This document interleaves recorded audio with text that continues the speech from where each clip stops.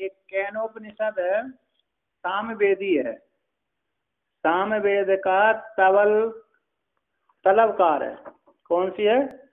तलवकार शाखा का उपनिषद है।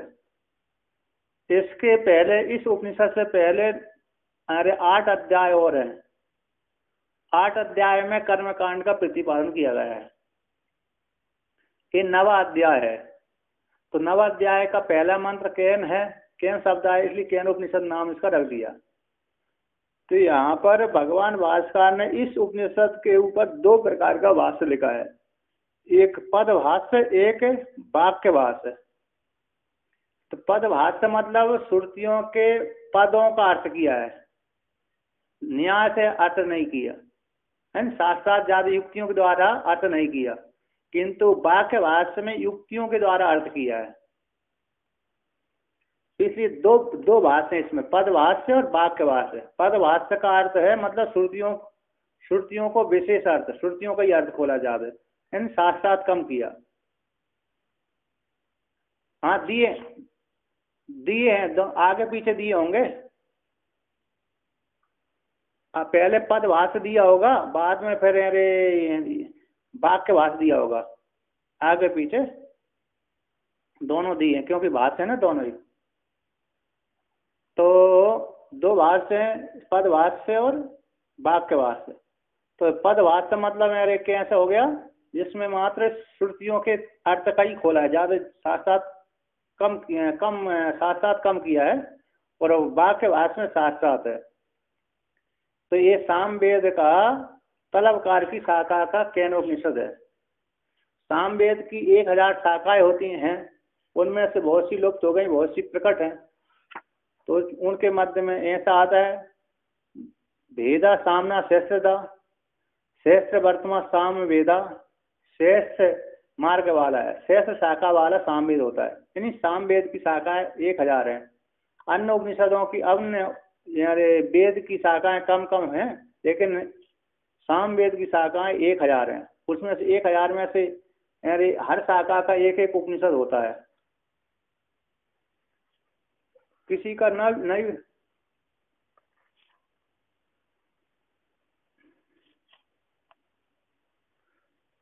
हाँ उपलब्ध नहीं है, लेकिन श्रुतियां तो हैं। उनके शाखा को पढ़ने वाले नहीं है, विच्छेद हो गया, मिलेक्षर।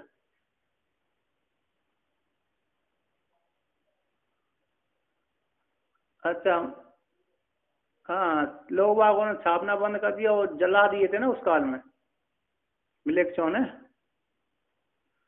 किंतु दक्षिण भारत में तो थे सारे, दक्षिण भारत के ग्रंथ नहीं जलाए थे।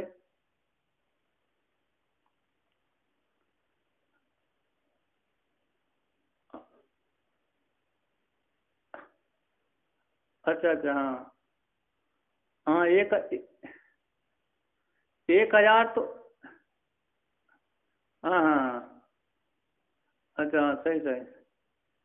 तो देखिए यहाँ पर इतनी है, 1000 तो सामवेद की हैं, और अरे यजुर्वेद की 100-150 है, ऋग्वेद की 50-100 है, और ऋग्वेद यजुर्वेद अथर्ववेद की भी है इतनी, मतलब 150-200 100 200 अरे उन अन्य उपनिषदों की है, अन्य अरे वेद की है।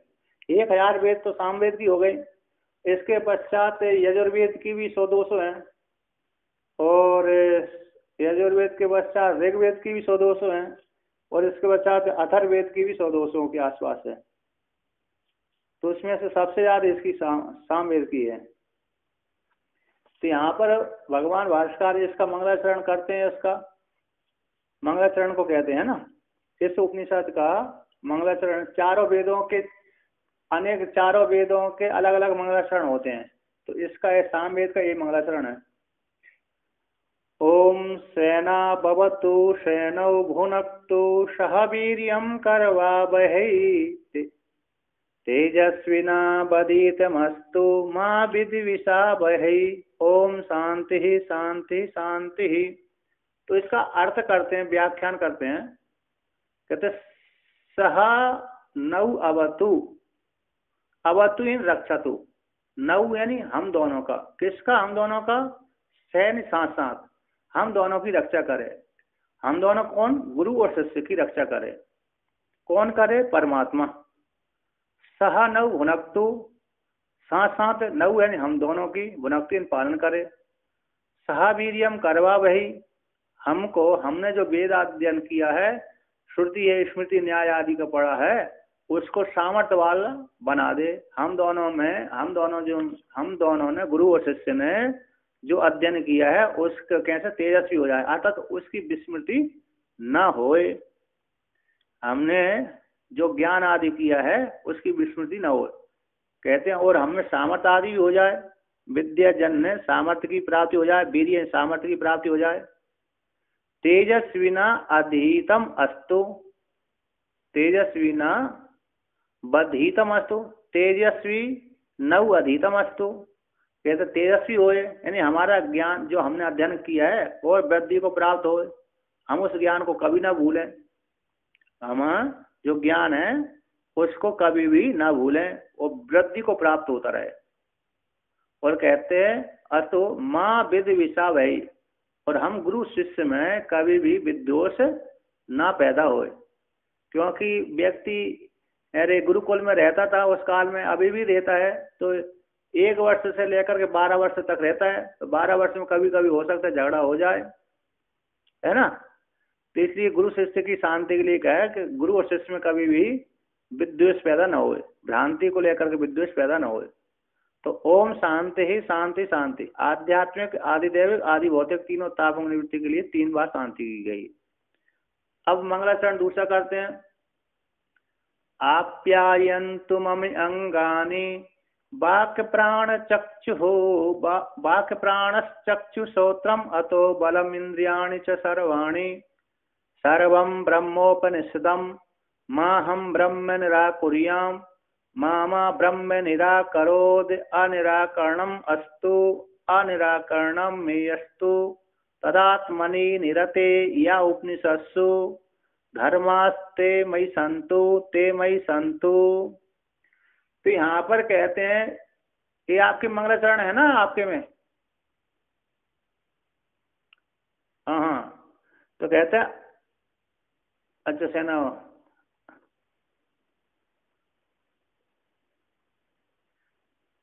तो देखिए यहाँ पर, हाँ, आप्यायन्तु मम अंगानि, मम मुझ मेरे जो अंग है, इंद्रिय आदि हैं, आप्यायन्तु वृद्धि को प्राप्त हो। यहाँ पर कहते हैं जो प्याय धातु है वृद्धि अर्थ में है, प्याय धातु कैसे वृद्धि अर्थ में है, आप्यायन्तु वृद्धि को प्राप्त हो। मेरे जो अंग है कौन? हाथ पैर आदि चक्षु आदि इंद्रिय हैं, हाथ है, पैर है, चक्षु ज्ञान इंद्रिय कर्म इंद्रिय आदि हैं सारे, और अंग है, शरीर के सारे अंग हैं, वृद्धि को प्राप्त हो, तेजस्वी हो जाए। मम अंगानि आप्यन्तु वाक् प्राण चक्षु श्रोत्रम अतो बलम इंद्रियाणि च सर्वाणि, श्रोत्र है, वाक है, चक्षु है, प्राण है, बल है, मन आदि है, सारी इंद्रिय है, कैसे वृद्धि को प्राप्त हो, तेजस्वी हो जाए। मेरे सारे अंग इंद्रिय आदि कैसे विकृति को प्राप्त न हो, विकृति को प्राप्त मेरे इंद्रिय आदि न हो, अतः मेरी इंद्रियां सक्षम बनी रहे। सर्वम ब्रह्मोपनिषदम माहम ब्रह्म निराकुर्या, तो यहाँ पर कहते हैं ब्रह्म यानी उपनिषद, जो रहस्य नाम है, परमात्मा का रहस्य नाम है, ऐसा ब्रह्मोपनिषदम है। उपनिषद एक वेद है, जो ब्रह्म कैसा है, सर ब्रह्म है वह उपनिषद एक वेद है, उपनिषद के द्वारा ही जाना जाता है। ऐसा जो परमात्मा है उपनिषद के द्वारा ही गम्य होता है, जाना जाता है। वह ब्रह्म, माहम ब्रह्म निराकुर्याम, मैं उस ब्रह्म को निराकुर्याम खंडन न करूं, अर्थात उसका त्याग न करूं, मैं अपनी आत्मा का चिंतन करता रहूं। माँ ब्रह्म निराकरोद, और ब्रह्म भी मेरा निराकरण न करे। अर्थात यहाँ पर कहते हैं ब्रह्म औपनिषदम, ब्रह्म जो उपनिषद है, उपनिषद एक वेद है, वह न्याय न अन्य प्रमाण गोचरो, वे अन्य प्रमाण का विषय नहीं है। तद है सर्वम, सर्वम खलु इदम ब्रह्म, सब कुछ ब्रह्म ही है इत्यादि को लेकर वर्णन किया। सब कुछ कैसा है? ब्रह्म है, श्रुति कहती है ऐसा ब्रह्म है कहते सर्व उपादानत्व होने से, सर्वात्मक होने से, इसी हेतु से राग द्वेष आदि यों का उसमें अवसर न होने कारण ऐसे ब्रह्म का मैं जो ब्रह्म हूँ, कहता माँ हम ब्रह्म एतादृशम निराकुर्याम, मैं इस प्रकार के ब्रह्म को निराकरण ना करूं, खंडन ना करूं, क्योंकि ब्रह्म के अभाव हो जाने पर सारे लोग विव्यार का अभाव हो जाता है। तो कहते हैं साचा प्रसानाद, उसकी कृपा से मैं वृद्धि को प्राप्त होता रहूं, उसकी प्रशासन से ही परमात्मा, कहते तद उक्तम साचा प्रशासनात् इति, उस परमात्मा की प्रशासन से ही संपूर्ण जगत व्यवहार आदि चलता है। अब यहाँ पर कहते हैं कुछ लोग कह रहे इस ब्रह्म को खंडन कर देते हैं, शून्यवादी आदि चारवाक आदि है। तो चारवाक यदि कश्चित शून्यवादी चारवाक आदि ब्रह्म को निराकुर्यात कर देते हैं, तथा उस काल में सो असत भवेत, वो कैसे हो जाते, असत हो जाते हैं, वह मिथ्या हो जाते हैं। असनेव स भवति असत ब्रह्मेति चेदेवता, यह श्रुति कहती है। तो इस प्रकार से जो मैं उस ब्रह्म का निराकरण न करूं, जो ब्रह्म का खंडन करते हैं वे स्वयं ही असत हो जाते हैं। तो ऐसी आत्मनि निरते आत्मस्वरूपी, आत्म स्वरूप परिज्ञान उस सके मई उपनिषत्सु ये धर्मा। तो यहाँ पर कहते हैं ब्रह्म मेरा निराकरण न करे, मैं ब्रह्म का निराकरण न करूं। मामा ब्रह्म निराकरोध, मेरा मैं उस ब्रह्म को खंडन न करूं। अनिराकरणम अस्तु अनिराकरणम मे अस्तु, कहते मेरा निराकरण न हो, ब्रह्म का निराकरण न हो। कहते मैं ऐसे मुझ आत्मा में निरति स्वरूप आत्मा में स्वरूप आत्म परिस्वरूप परिज्ञान के उसक की प्राप्ति हो जाने पर मुझ आत्मा में उपनिषद में ये धर्म है। कहते हैं मैं अस्तु तदात्मनि निरते, मुझ आत्मा निरत आत्मा में, या उपनिषद धर्म, जो उपनिषद में प्रतिपाद धर्म है, ज्ञान के साधन है, ज्ञान के लिए जो उपदेश किए गए हैं, सम दम तितिक्षा उपरति श्रद्धा समाधान आदि है। सम है, दम है, तितिक्षा उपरति श्रद्धा समाधान, श्रवण मनन निध्यासन आदि, ये वेद के धर्म है, उपनिषद के धर्म है। वे सारे धर्म ते सारे धर्म मई संतु ते मई संतु, वे सारे धर्म मुझ आत्मा में प्राप्त हो जाएं, अर्थात मेरे हृदय में बैठ जाएं। ते संतु आदर, यहाँ पर दो ते मई संतु दो बार दिया है, तो आदर के लिए, यानी पुनर्वचन दो बार जो वचन का उपदेश किया है आदर श्रद्धा के लिए है। आता जो उपनिषद में धर्म प्रतिपादन किए गए, जिनके माध्यम से जीव को ब्रह्म ज्ञान की प्राप्ति की योग्यता आ जाती है, ऐसे जो धर्म मेरे हृदय रूप अंतःकरण से न च्युत हो, न निकले।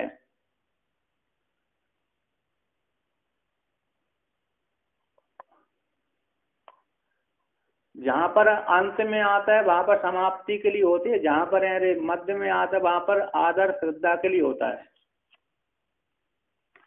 अभी तो शुरुआत हुई है, जब इसी मंत्र को जब लास्ट में पढ़ेंगे तो समाप्ति के लिए हो जाएगा, है ना।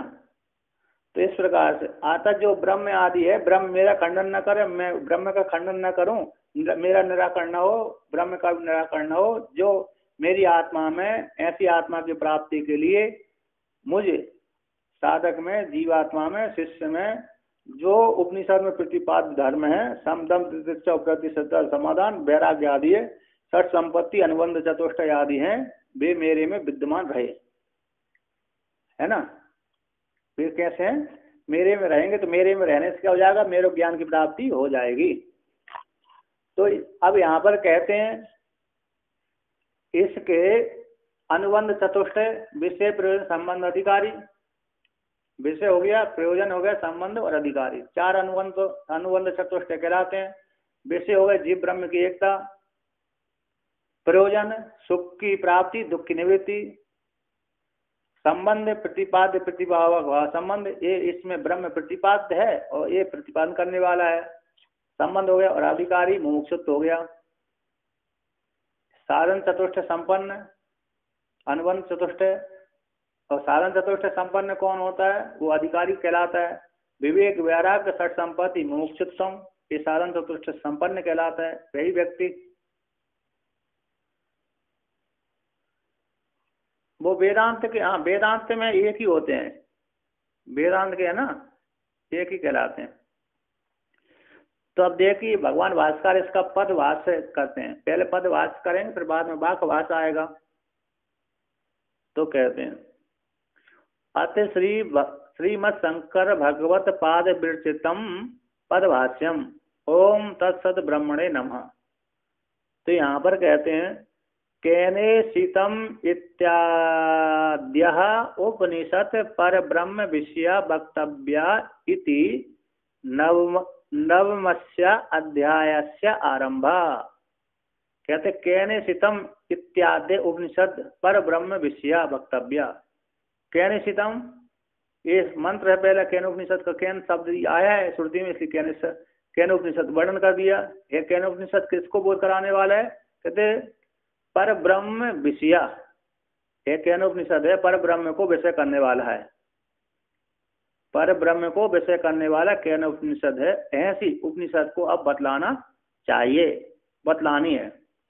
पर ब्रह्म को विषय करने वाला जो उपनिषद है, केन उपनिषद है, उसको वक्तव्य इति कहना चाहिए, बोलना चाहिए।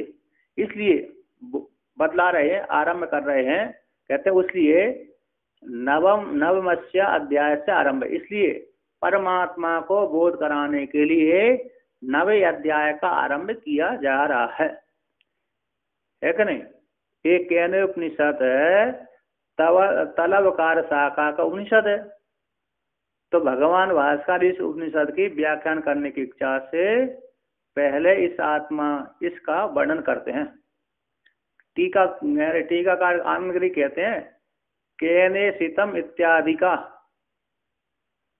केने शीतम इत्यादि काम, जो केने शीतम इत्यादि जो उपनिषद है तलवकार शाखा का उपनिषद है, उस उपनिषद को व्याख्यान करने की इच्छा से भगवान भास्कर हम प्रत्यय गोचरस्य आत्मा, जो हम प्रत्यय का विषय है, ऐसी आत्मा का संसारित होने से और असंसारी ब्रह्म भाव का उपनिषद को प्रतिपाद्य, जो असंसारी ब्रह्म भाव है ऐसे ब्रह्म भाव का उपनिषद के द्वारा प्रतिपाद्य, ऐसे उसका संभव न होने से और निर्विषय होने से ये उपनिषद व्याख्यान करने के योग्य नहीं है।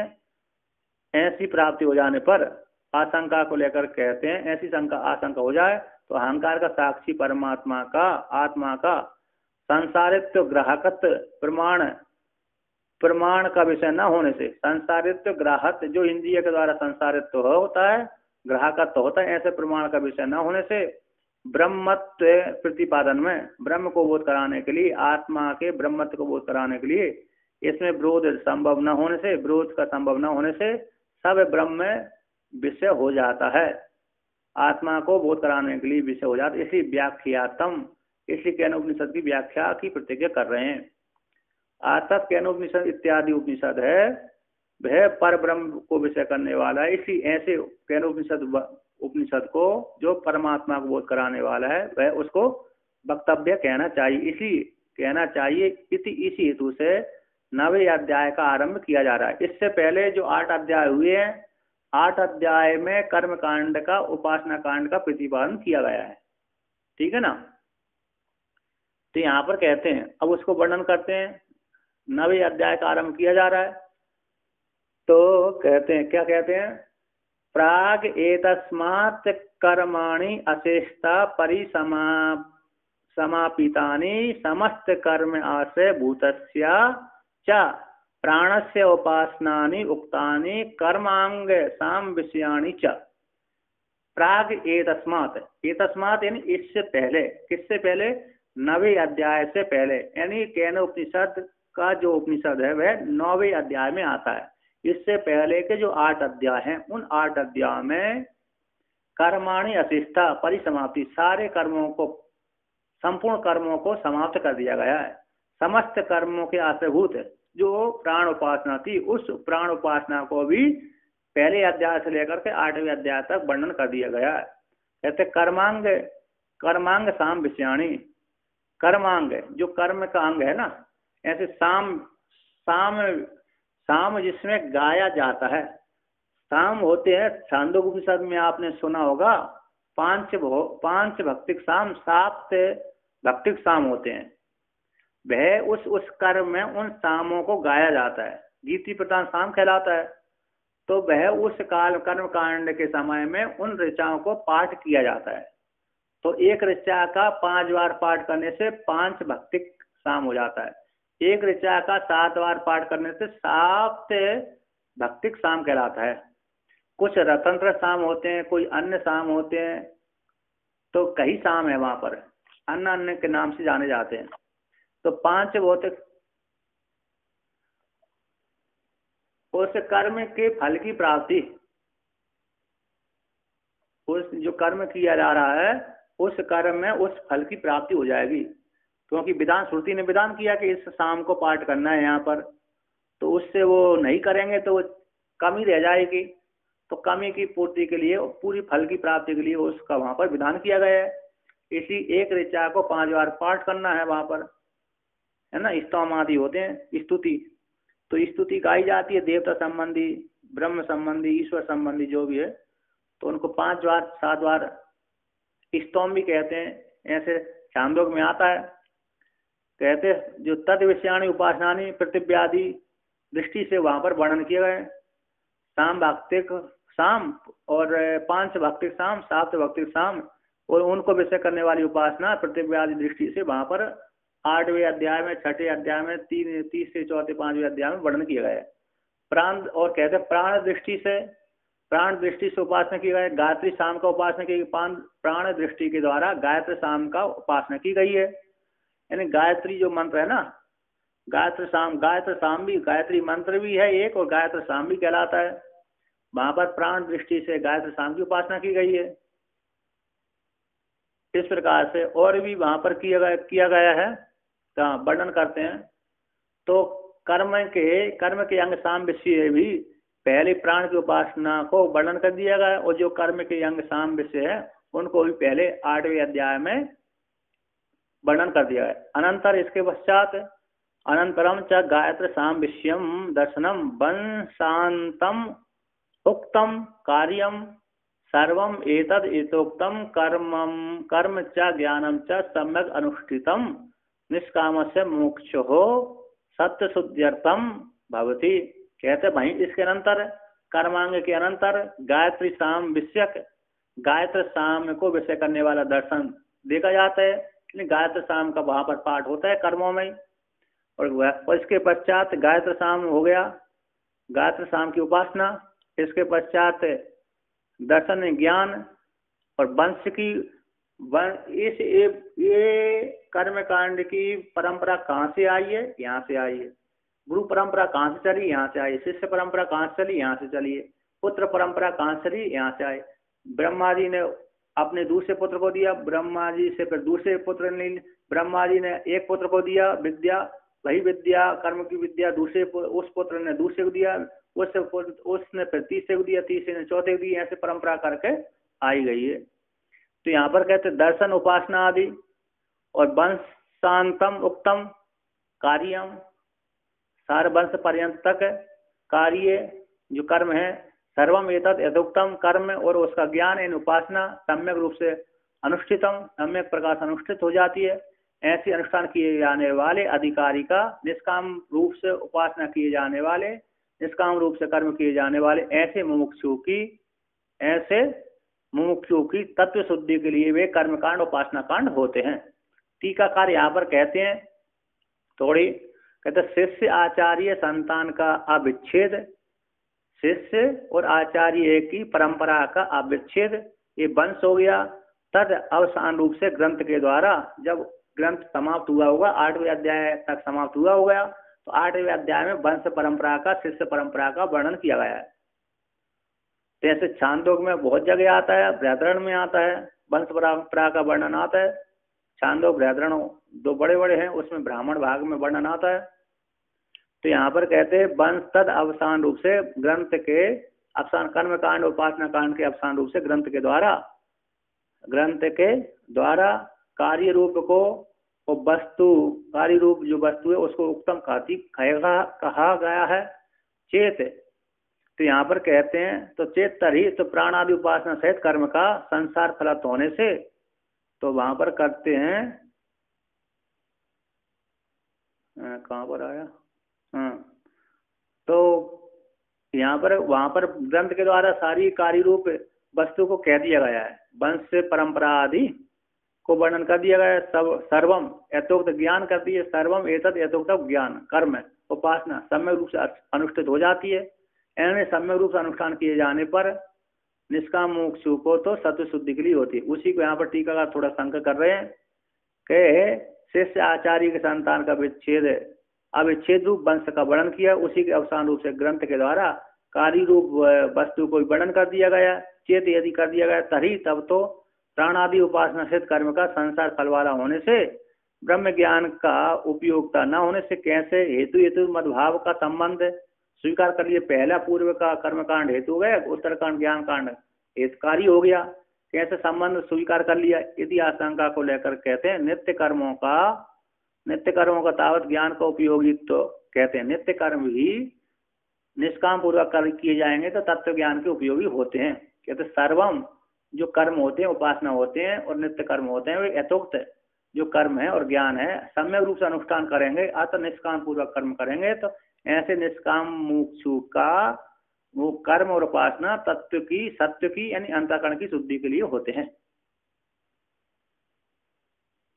अब यहाँ पर भगवान भाष्यकार कहते हैं सकाम को लेकर के निष्काम को लेकर कि जो सकामी जो निष्काम व्यक्ति होते हैं उस निष्काम वाला व्यक्ति को तो कर्म और उपासना अंतःकरण की शुद्धि के लिए होते हैं।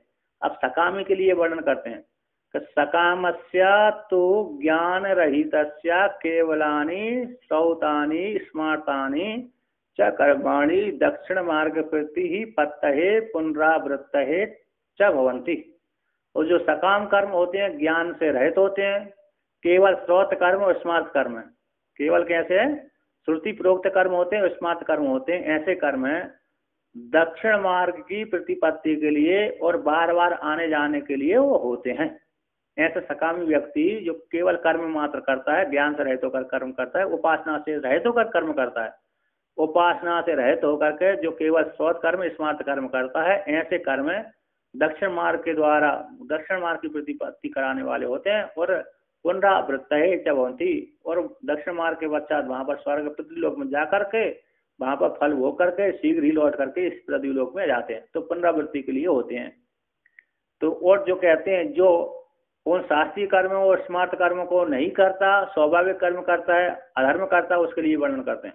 कहते स्वाभाविक तु अशास्त्रीय प्रवृत्त्या पशु आदि स्थावरांत अधोगति स्यात्। कहते जो स्वाभाविक रूप से किंतु जो स्वाभाविक रूप से अशास्त्रीय प्रवृत्ति के द्वारा कर्म करता है, हिंसा करता है, झूठ खोरी करता है, रिश्वत आदि लेता है, ये सारे उसमें जाते हैं। तो अन्य अन्य आते हैं जो दूसरे को परेशान करता रहता है, ऐसा जो व्यक्ति गलत कार्य करता ही रहता है, ऐसे व्यक्ति ऐसी अशास्त्रीय रूप से प्रवृत्ति वाले पुरुष के द्वारा पशु आदि से लेकर के स्थावर अस्थावर अंत तक अधोगति की प्राप्ति होती है। स्थावर पर्यंत तक सबसे ज्यादा खतरनाक कर्म करने वाले को लास्ट में जाकर के पेड़ बनना पड़ता है, वृक्ष बनना पड़ता है। वृक्ष के पश्चात फिर वृक्ष से योनि से छूट करके फिर कीड़े मकोड़े बनता है, कीड़े मकोड़े के पश्चात फिर वह पक्षियों में आता है, पक्षियों के पश्चात फिर जानवर में आता है, जानवर के पश्चात लास्ट में जाकर के वह गाय और घोड़ा बनता है। तो गाय घोड़ा बनने के गाय और घोड़ा बनने के पश्चात फिर मनुष्य में आता है।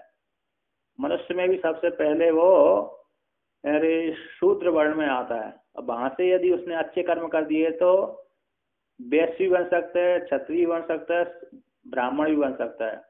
और सामान्य कर्म किए न पाप किए न पुण्य किए तो उसी अगले जन्म में शूद्र भी रह सकता है, वैश्य भी रह सकता है। यानी अपने कुल वर्ण के जैसा उसने कर्म किया तो अगला जन्म उसको फिर वैश्य का प्राप्त होता है। उसमें भी उसने उसी प्रकार के कर्म किए वर्ण के अनुसार तो अगला जन्म फिर क्षत्रिय होता है। तो उसके पश्चात फिर उसमें कर्म किए वर्ण के अनुसार क्षत्रिय में तो उसको अगला जन्म ब्राह्मण का होता है। तो ब्राह्मण के में उसने उसी अनुसार किए तो अगला जन्म उसका ब्राह्मण में ही होगा। ज्ञान के लिए प्रयत्न नहीं किया तो ब्राह्मण में ही रहेगा, और खराब कर्म कर दिए तो फिर खराब ही हो सकता है। तो यदि खराब कर्म कर दिए तो सारी फिर पुनः ऊपर से नीचे पुनः आ जाते हैं सारे। तो इस प्रकार से जो स्वाभाविक रूप से अशास्त्रीय मार्ग के द्वारा प्रवृत्त होता है, गलत कार्य करता है, उसको अधोगति की प्राप्ति होती है। अब उसी को मार्ग के विषय में करते हैं, मार्ग के विषय में कहते हैं जो व्यक्ति इस प्रकार का कर्म करता है उसके लिए कौन सा मार्ग, उत्तरायण मार्ग की प्राप्ति होती है अथवा दक्षिणायन मार्ग की प्राप्ति होती है। तो कहते हैं इन दोनों मार्ग की प्राप्ति उसको नहीं होती। अतः एतयो पतोर न कत्रेण जनः तानि ईमानि क्षुद्राणि असकृद आवर्तिनी भूतानि भवन्ति। तो यहाँ पर कहते हैं अतः इसके अनंतर एतयो दोनों मार्ग, दोनों पतोर कौन से दोनों मार्ग, उत्तरायण मार्ग और दक्षिणायन मार्ग, इन दोनों मार्गों में के मध्य में कतरन चना किसी एक के मार्ग के द्वारा भी भय स्वाभाविक अशास्त्रीय कर्म करने वाले व्यक्ति को प्राप्त नहीं होते।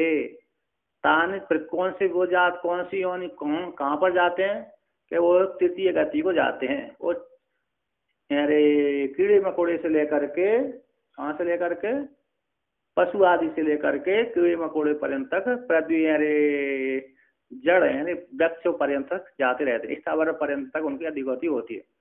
कहते तानी ईमानी, ऐसे जो कर्म करने वाले हैं, अशास्त्रीय कर्म करने वाले, पाप कर्म करने वाले, पाप कर्म करने वाले हैं, वे क्षुद्राणी क्षुद्र हैं, ऐसे क्षुद्र जीव होते हैं। वे असकृत आवर्ती नहीं, सकृत नहीं एक बार, और न सकृत नहीं बार बार आवर्त में घूमते रहते हैं, संसार रूप आवर्त में घूमते रहते हैं। जैसे आपने देखा होगा किसी नदी के किनारे गए तो वहां पर एक आवर्त पड़ती है, गोल गोल गोल पड़ती है, तो उसमें से लकड़ियां हैं, पत्ते हैं, उस आवर्त में घूमते रहते हैं। तो ऐसे ही जो खराब कार्य कर्म करने वाले हैं ऐसे आवर्तों में घूमते रहते हैं, भूतानी भवंती, ऐसे भूत होते रहे, कीड़े मकोड़े बन जाते हैं।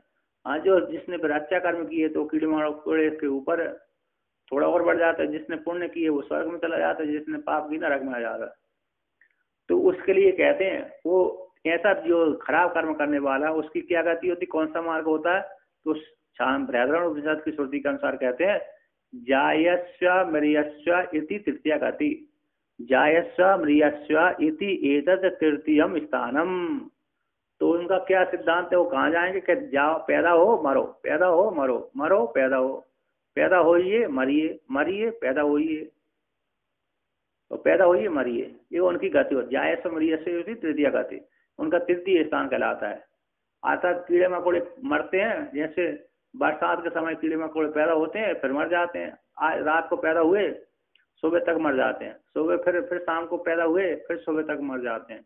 1-2 घंटा जो पतंगे आते हैं बरसात के समय में 3-4 घंटे तक रहती है उनकी जिंदगी, इसके पश्चात फिर मर जाते हैं, 3-4 घंटे तक रहती है फिर जिंदगी, फिर मर जाते हैं। तो ऐसे जायस्व इति तृतीय गति, उत्पन्न होते मरते हैं, उत्पन्न होते मरते हैं, ऐसे जो खराब कर्म करने वाले हैं इति श्रुते, उनका तृतीय स्थान है। छांदोग्य उपनिषद की, बृहदारण्यक उपनिषद की श्रुति कहती है। अब यहाँ पर कहते हैं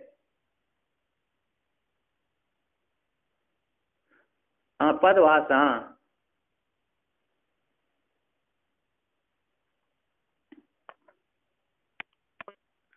कहते अब कहते हैं प्रजा तिस्रो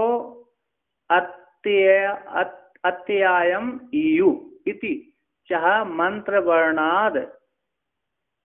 वर्णाद विशुद्ध सत्वस्य तु निष्कामस्य एव बाह्याद अनित्यात् साध्य साधन संबंधात यह कृतात् पूर्व कृतात् व संस्कार विशेषाद उद्भवाद विरक्तस्य पृथक आत्म विषय जिज्ञासा प्रवर्तते।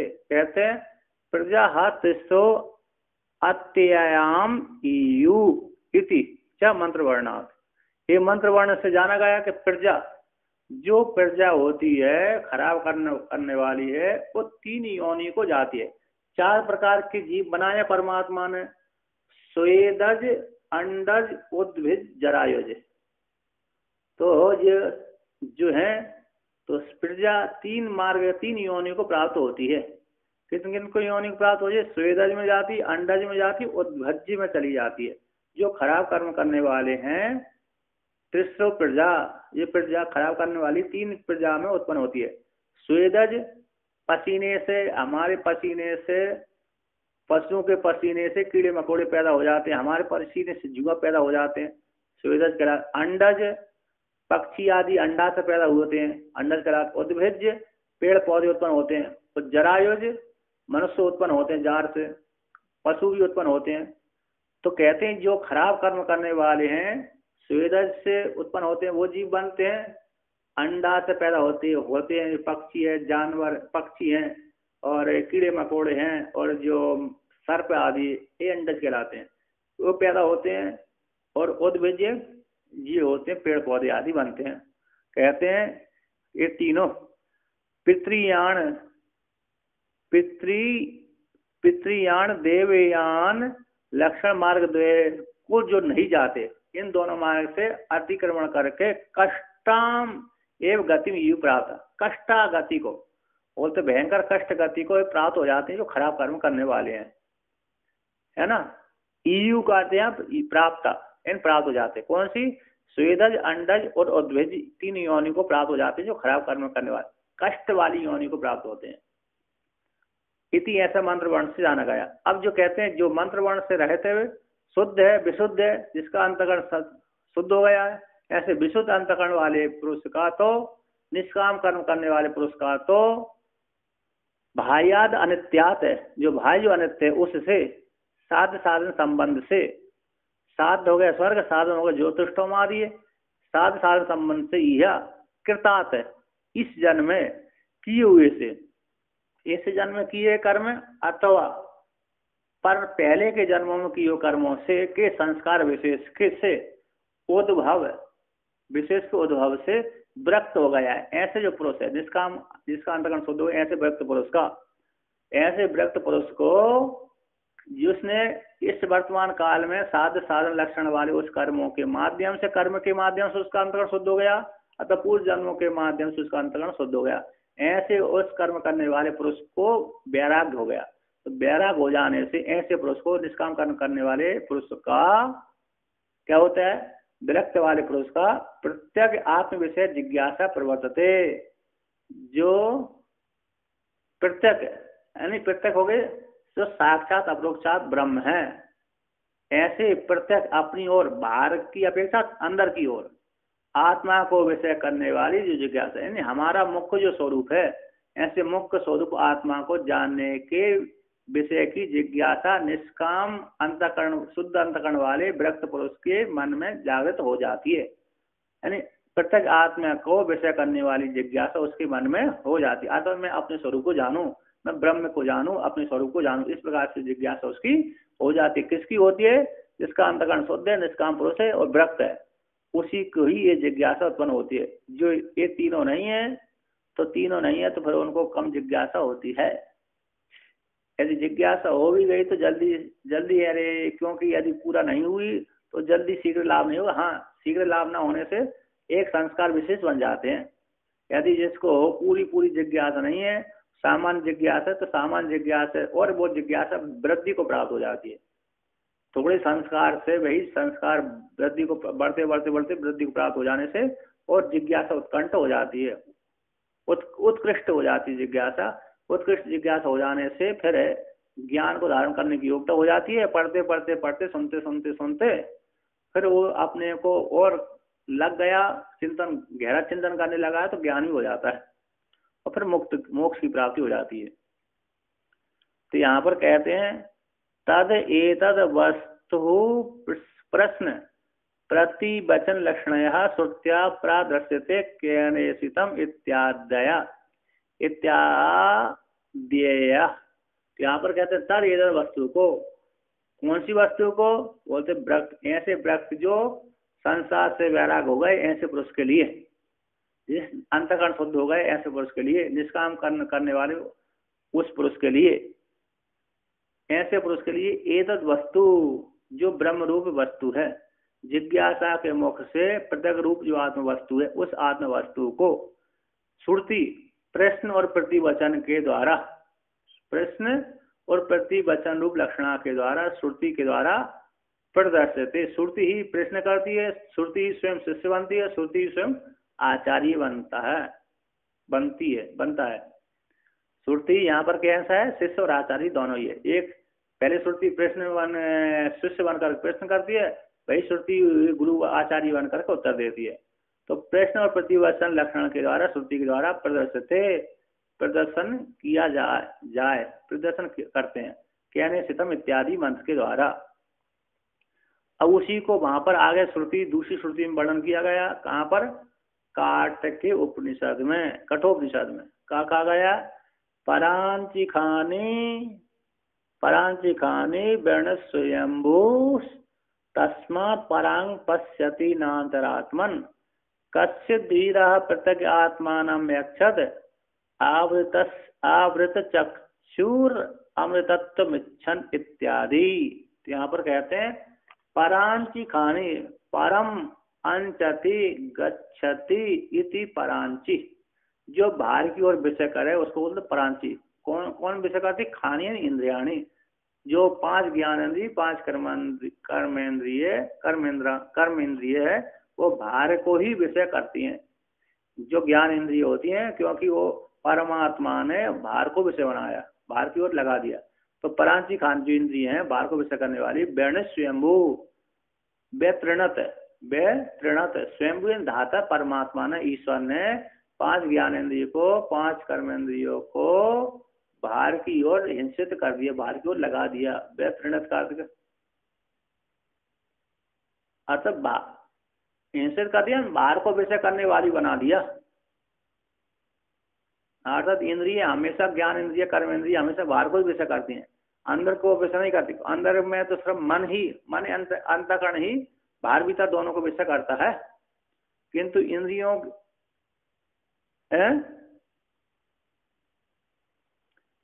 हिंसा संबंधित के वो आत्मा की नहीं जानती, बस जगत को जानती है। आत्मा को ना जानने से हिंसा हो गई। जो आत्मा को नहीं जानता वो आत्मा को मारता है ना, हिंसा कर देता है। तो ऐसा है। तो यहाँ पर कहते हैं वर्ण स्वयंभू है परमात्मा ने, तस्मात् परांग पश्यति न अंतरात्मन, कहते इसलिए वो इंद्रिय सारी बाहर को ही देखती हैं, परांग ही पश्यति।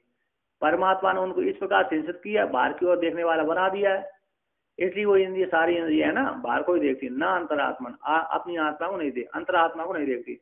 फिर कौन देखता है उसको, अंतरात्मा को? तो कहते कच्चे धीरा, कोई एक धीर है, बुद्धिमान है, धैर्य धारण करने वाला बुद्धिमान है। प्रत्येक आत्मानम एक्क्षत, प्रत्येक आत्मा को जानने की इच्छा करता है। प्रत्येक आत्मानम एक्क्षत, जब प्रत्येक उसने पूर्व जन्म के कर्मों से, पूर्व जन्म कहीं ऐसे वैराग्य वाले कर्म उदित हो गए, इस जन्म के कर्म उदित हो गए दोनों। इस जन्म में उसने अंतःकरण शुद्धि कर ली, पूर्व जन्म में थोड़ी अंतःकरण शुद्धि हुई थी, और पूर्व जन्म के संस्कार थे, उस जन्म में थोड़ी संस्कार बढ़ गए। ऐसा व्यक्ति को, ऐसे जो धीर व्यक्ति है वह प्रत्येक आत्मा नाम एक्क्षत, अपनी आत्मा को जानने की इच्छा करता है। आवृता चक्षुर, जो चक्षु इंद्रिय बाहर की ओर जा रही थी, चक्षु उपलक्ष्य सारी जो इंद्रिय बाहर को विषय करने जा रही थी, उनको लौटा लिया, उनको लौटा करके अंतर्मुखी बना दिया। अर्थात अब विषयों में नहीं जाने देता इंद्रियों को, अंतःकरण को भी नहीं जाने देता है, विषय की ओर धावन नहीं करने देता, इंद्रियों को नहीं जाने देता। तो फिर ऐसा व्यक्ति जो धीर है, अमृतत्व इच्छन, अमृतत्व मोक्ष रूप अमृत की इच्छा करता हुआ अपनी इंद्रियों को लौटा करके वैराग्य से युक्त होकर के परमात्मा को प्राप्त करने के लिए प्रयत्न करता है। ऐसा व्यक्ति परमात्मा को जान लेता है। अब पुनः कठोपनिषद के दूसरे मुंडक उपनिषद में भी वर्णन किया है कि ऐसा व्यक्ति शीघ्र ही प्राप्त कर लेता है। कहते परीक्ष लोकान कर्म चितान ब्राह्मणो निर्वेद मायात न अस्ति अकृतः कृतेन तद विज्ञानार्थम स गुरुम एव अभिगच्छेत समित्र पाणि श्रोत्रियम ब्रह्मनिष्ठम इत्यादि आथर्वणेच्छा। कहते हैं परीक्ष लोकान कर्म चितान, आप परीक्षा कर लीजिए, परीक्षा करके देख लीजिए। लोग किसकी परीक्षा करके देख लीजिए? लोकान कर्म चितान, कर्मों के द्वारा संचय किए गए लोगों की परीक्षा करके देख लीजिए। अर्थात जो हमने यही परलोक की तो दूर की बात है, पृथ्वी लोक के ही लोग विषयों को, पुण्यों को, धन के विषय में परीक्षा करके देख लीजिए कि जो हमने कमाया था 20 वर्ष की अवस्था से 40-50 वर्ष तक, वो सारा हमारे देखते देखते ही नष्ट हो गया।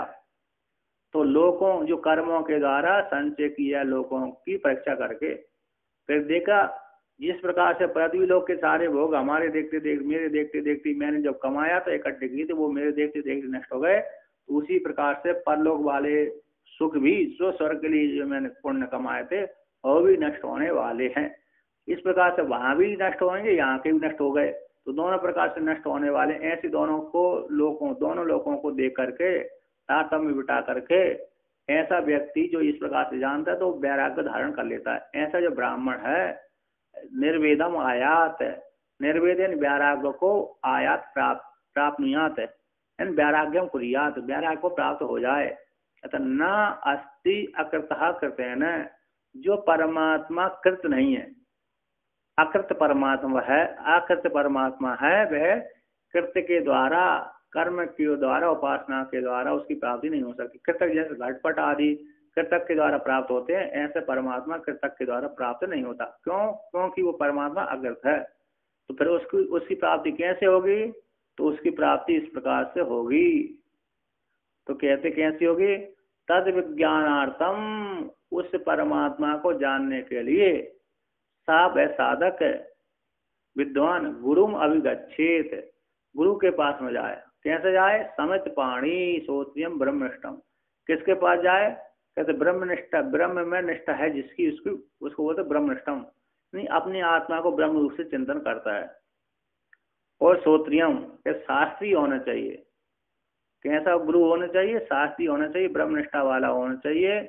ऐसे गुरु के पास में जाए।